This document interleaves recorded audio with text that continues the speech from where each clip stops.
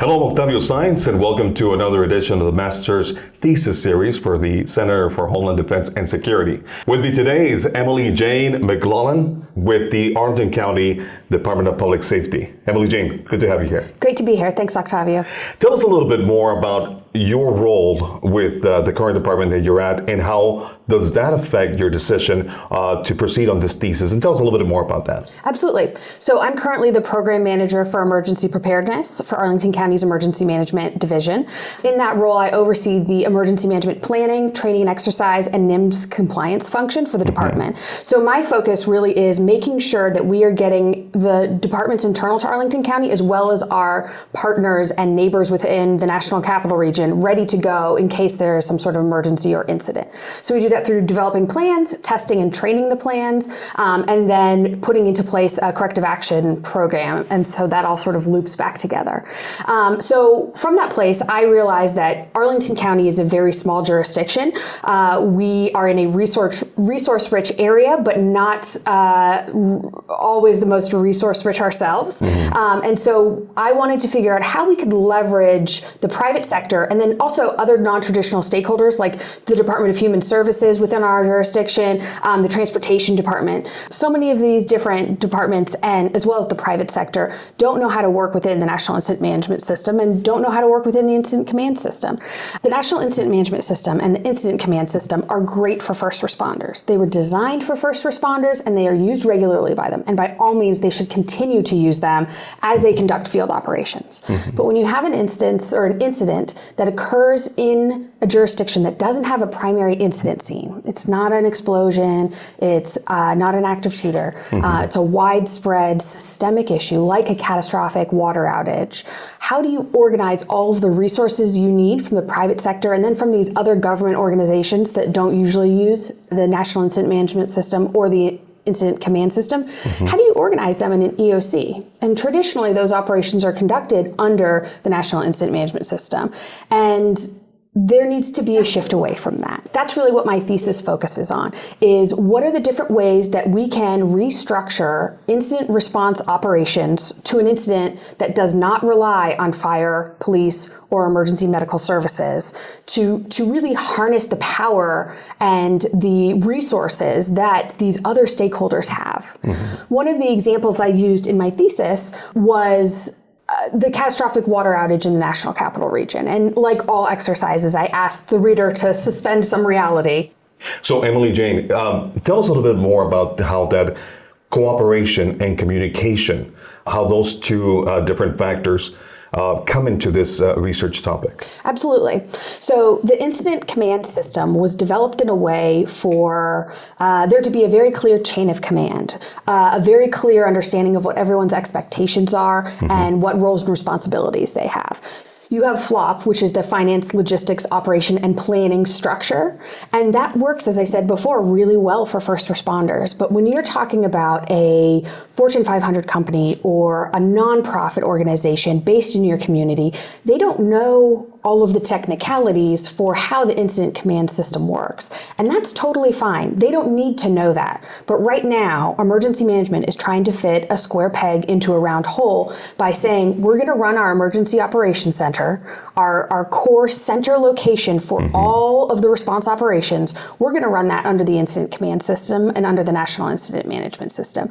And it's unrealistic, and we're losing out on a huge opportunity to include other stakeholders other than fire, police, and emergency medical services in the response effort.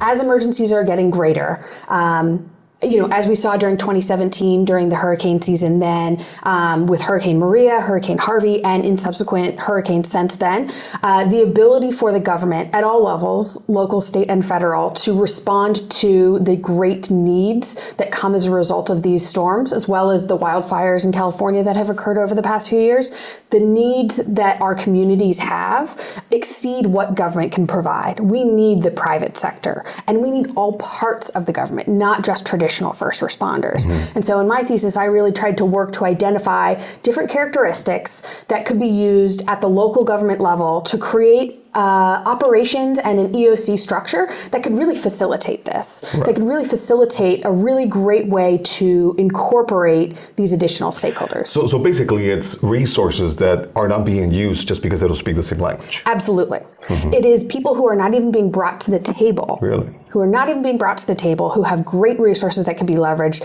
but there's simply no way for them to understand the language that's being spoken in an EOC. In the research that you did you face any difficulties as far as getting the data that you needed? Absolutely. So there's a lot of conversation in the academic realm about how the incident command structure works at an incident scene for some event that directly relates to securing or stabilizing life safety. And the type of event that I'm looking at is different than that. It's much more slow moving. As I talked about before in the scenario that I developed with the catastrophic water outage, it occurs over the course of a week. There is very little academic discussion about how you operate with a significant group of non-traditional stakeholders in the private sector, but also how do you operate in EOC? The National Incident Management System, the revised version from 2017, prescribes different options you can use to organize an EOC, but there's not a definitive guide out there.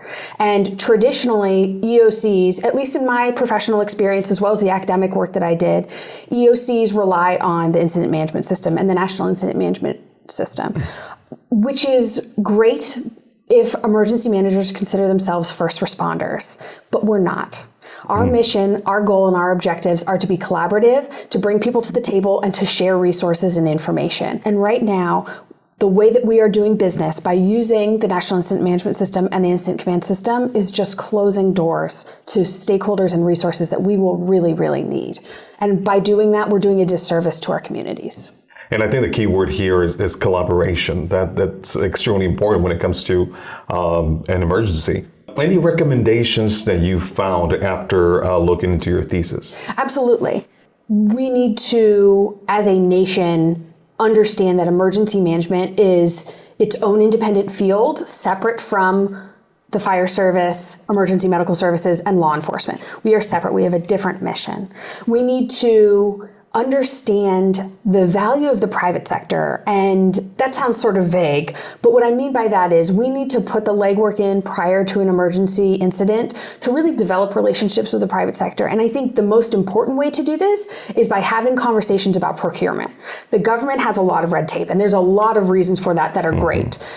But there's also a huge drawback that can happen as a result of that, and huge delays that can happen.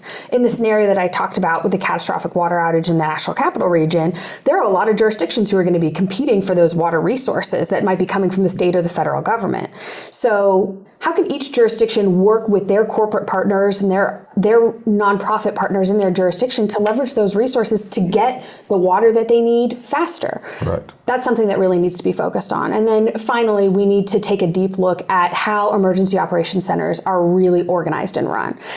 NIMS, the National Incident Management System, they say that they use plain terms and straightforward language, and that just is not accurate. Right. There's a whole other language and sort of coded system that's been developed, and you got to be in the know to understand NIMS. And that's just not fair to our partners, and it's not setting them up for success, and it's not setting the community up for success either. So those are the three recommendations that I make in my thesis that I hope as I move forward in my career, I'll be able to help change or put into action. Right. Don't take advantage of those resources and be accepting of the different partners that are out there. Absolutely. EmilyJane, thank you very much. I appreciate it. And thank you for joining us in another edition of the Master's Thesis Series. Thanks, Octavio. Thank you.